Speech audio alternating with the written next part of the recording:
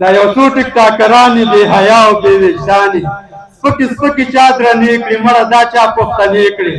چا تشویق او چا ستنې کړي چا راښکته ترانې کړي له پخوا نه وې ارزانې دغه میښې او غواګانې بې حیا او بې وجدانې دا یو څو ټیک ټاکران دا یو څو ټیک ټاکرانې بې حیا او بې وجدانې سپکې سپکې چا درنې کړي مړه دا چا پښتنې کړي چا تشویق او چا ستنې کړي چا راښکته لانې کړي له پخوا نه وې ارزانې دغه میښې او غواګانې بې حیا او بې وجدانې دا یو څو ټیک ټاکران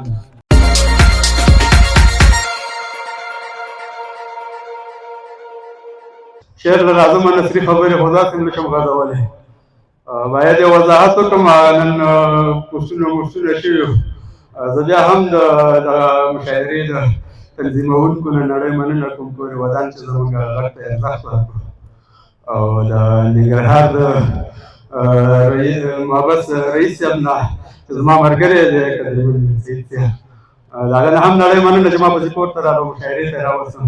شعر ته راځم غزل وایم چې کابل خان لکه زمری داسې ولاړ دی د چا سترګو ته افغی داسې ولاړ دی مات هډونه به یې ورو ورو راکوشیر شي لا په مات ځان ننګیالی داسې ولاړ دی د شملې پړکې رسیږي مارګمې ته په اموله که زلمی داسې ولاړ دی د شملې پړکې رسیږي مارګلې ته په اموله که زلمی داسې ولاړ دی د سرتوري پښتونخوا په پیغور مړ دی په سړو کې یو سړی داسې ولاړ دی اشنا تا څپېړې لا پسې درنې کړې حد حیران دی لیونی داسې ولاړ دی سر قربان کړه په لومړی ځلې کار واخله دا بېکاره پېښوری داسې ولاړ دی او غزل یې وایي سرونه په وطن قربانول چا وړي نه دي باید چې له سرونو نه لږ کار هم سړی واخلي او تیر له تیر ویل خو مړه سپینې سپینې نه دي د حق لپاره سر باید ګزار هم سړی واخلي او یاران ګرموه مه کوئ داسې کیسې نه دي اړتیا ده چې مثبت نظر د یار هم سړی واخلي خمار په مایکدو کې ماتول یوازې نه دي ساکینه کله کله لږ خمار هم سړی واخلي سنګر سنګر درې د خپل وطن مو هېرې نه دي خو ځینې وخت ښارونو کې اعتبار هم سړی واخلي په کاڼو ګټو لږو خو مونږ هېڅ ویلي نه دي په کاڼو ګټو لږو خو مونږ هېڅ ویلي نه دي یو نیم پکې د یار د ګل ګزار هم سړی واخلي او خاني یعقوب چوکاټ کې دې دا کرښې کږې نه دي غزل کې دې نوښت دی ستا شعر هم سړی واخلي نظم دی په همدې درنه اجازه اخلم یو وضاحت کوم چې ما پکې کوم انحراف نه دی کړی مطلب د ټولنې هغه درد دی دا یو څو ټیک ټاکرانې بې حیا او بې وجدانې سپکې سپکې چا درنې کړي مړه دا چا پښتنې کړي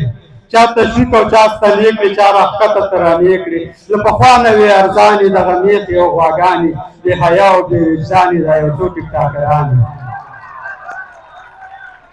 دا یو څو ټیک ټاکرانې بې حیا او بې وجدانې سپکې سپکې چا درنې کړي مړه دا چا پښتنې کړي چا تشویق او چا ستنې کړي چا راښکته لانې کړي له پخوا نه وې ارزانې دغه میښې او غواګانې بې حیا او بې وجدانې دا یو څو ټیک ټاکرانې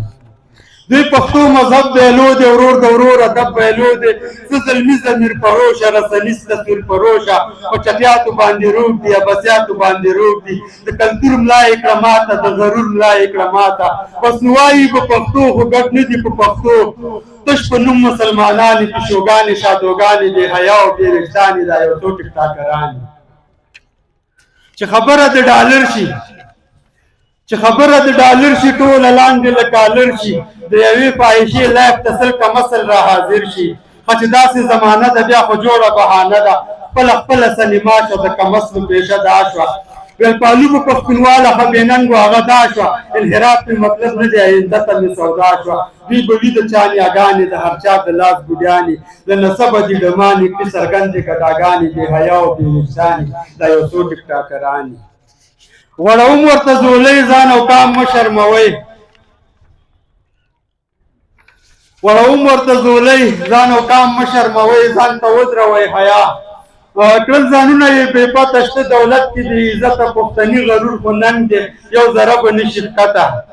تر یو وخته به ټرېږي لس اتلس دانې ورانې دي لاس له لوپرانې د دې دینو ترجمانې پېښوري آخرت کې به وي واړه دوزخیانې که توبه وکړي په صدق بچېدلی شي بارانې د اسلام او د ایمانې په خپل کړو کې پښیمانې